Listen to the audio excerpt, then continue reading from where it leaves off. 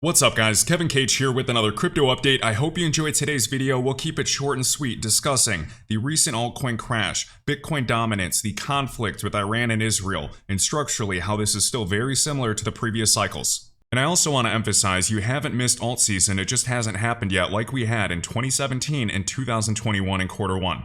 Bitcoin dominance has been climbing. We're waiting for Bitcoin dominance to find its top, so we'll explain this in detail. And I know we've had some assets reach an all-time price or already retrace significantly more than many other assets still at their cycle lows in accumulation, but this is still very similar to DeFi summer in 2020, with Chainlink, DEXs, lending protocols, even meme season like last cycle. Bottom line, we need the Bitcoin dominance to find its top before the crash to send alts up, and also, alt season hasn't happened yet. Comparing to the previous cycles, we need the first major move to the upside. In this case for Bitcoin today, we would need Bitcoin to draw its first major move on a weekly candle past 73,500. So it's similar to previous structures. I know 2020 went up, but 2017 also got hung up for a bit. It just hasn't happened yet. So I hope you enjoyed today's video. We're going to dive into a bunch here.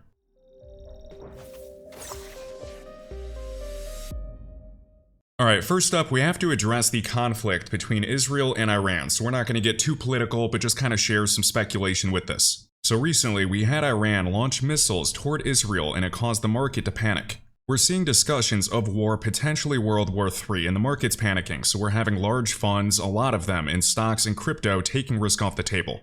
So now we're asking ourselves, is this going to be like Russia and Ukraine?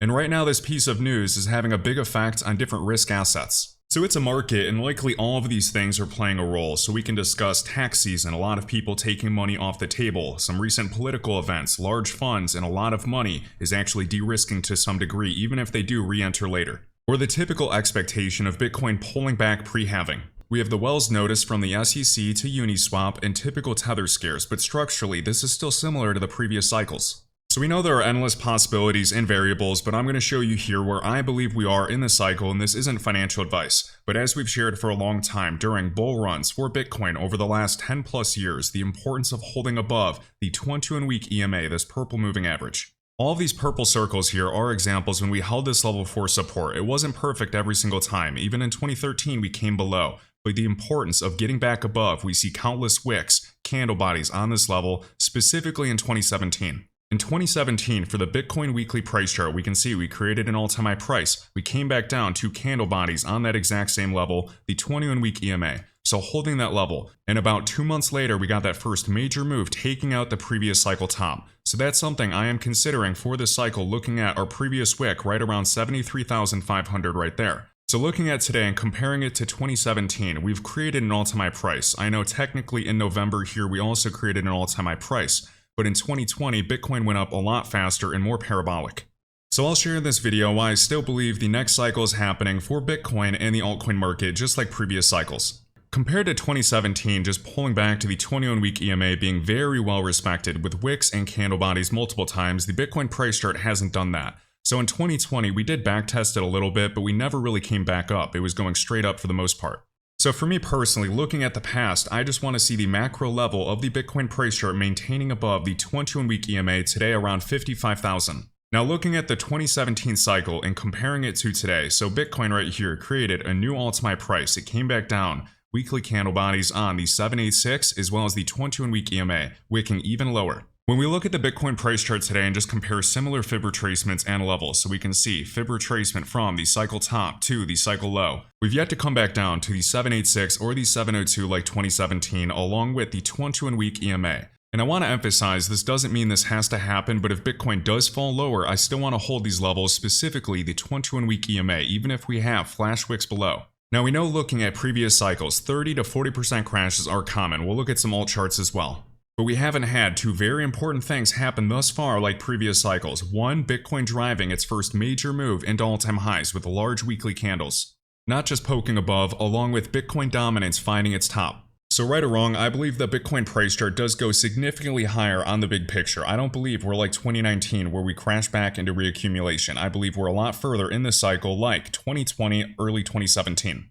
Compared to previous cycle tops like 2017's Bitcoin top along with the 2021 Bitcoin top, the Bitcoin volatility index is still well below that range. And what would get this Bitcoin volatility index to drive significantly higher, Bitcoin drawing major moves to the upside like previous cycles? 2 days ago, I did a 20-minute market update going through all of this in detail, but I want to speed through just some important bullet points. So looking at Bitcoin dominance.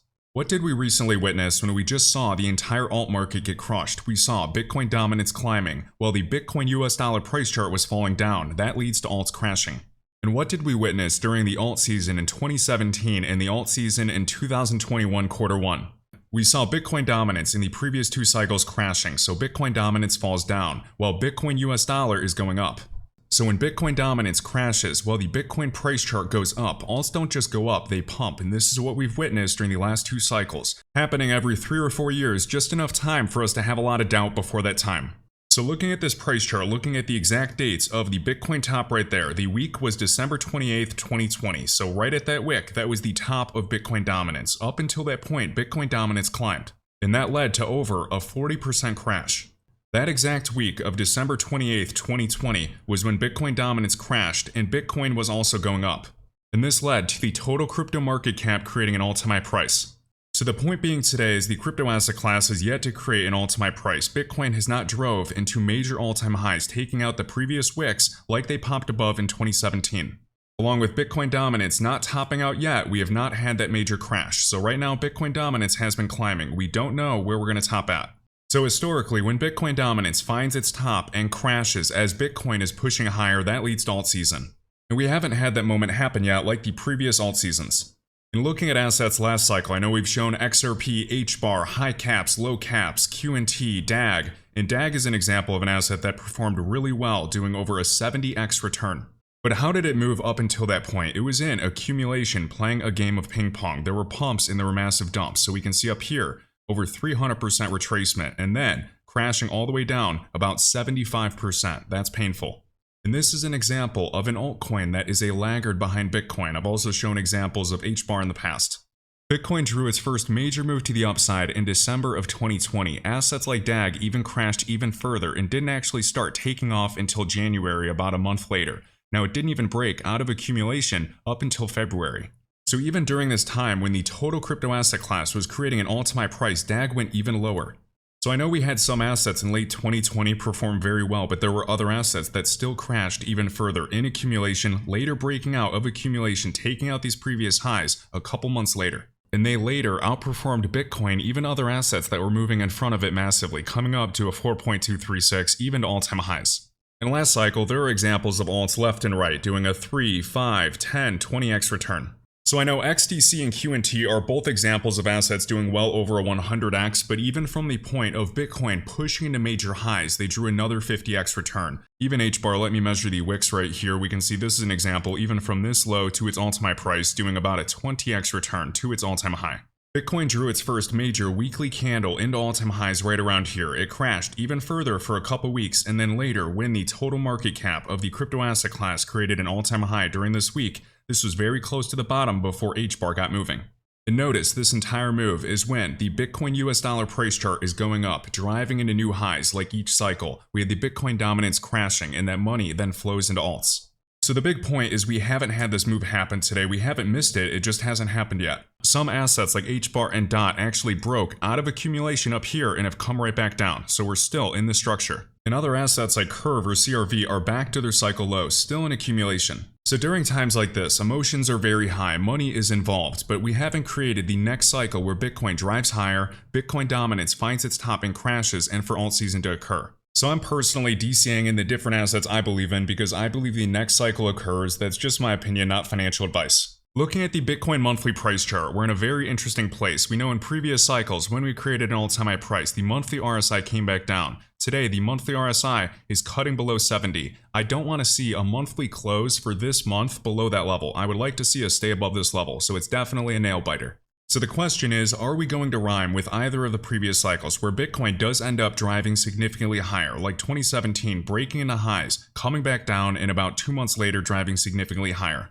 Will it be fast like 2020, or is this going to be a slow and steady process? Now, friendly reminder, it doesn't matter about my opinion, the market doesn't care, it's gonna do what it's gonna do. But I don't think it makes sense for Bitcoin to draw a huge crash now because there's already a variety of assets at cycle lows. If Bitcoin did draw a huge crash now to previous cycle lows, structurally that'd be very, very strange. Anything's possible, but I believe the next cycle is still beginning, and I believe the crypto asset class does go significantly higher. Even if that means it does take a little time to get there, we're just gonna have to monitor and see how Bitcoin does. And I'll still be making content. We know the potential of alt season when we have that big crash. Even if it's not a 60% or 40% crash for Bitcoin dominance, this is a great thing for the altcoin market. Every few years, we have seen a massive amount of liquidity enter the crypto asset class. It's cyclical. I don't think this is the top for Bitcoin dominance, but even a crash back to the lows is still a huge opportunity. And the higher Bitcoin dominance goes, whether it's up here or maybe closer to the previous high, the more volume there is as Bitcoin is driving into cycle highs. So we just need to wait on that for Bitcoin to draw its first major move if it were to rhyme with the previous cycles. I hope you enjoyed today's video, guys. Thanks so much for watching, and I'll catch you in the next one. If you enjoyed this video, I'd greatly appreciate if you could hit the like button, let me know your thoughts down below, and my link tree is linked in the top of this YouTube video description, with all links, crypto resources, and discounts. I'll catch you in the next one.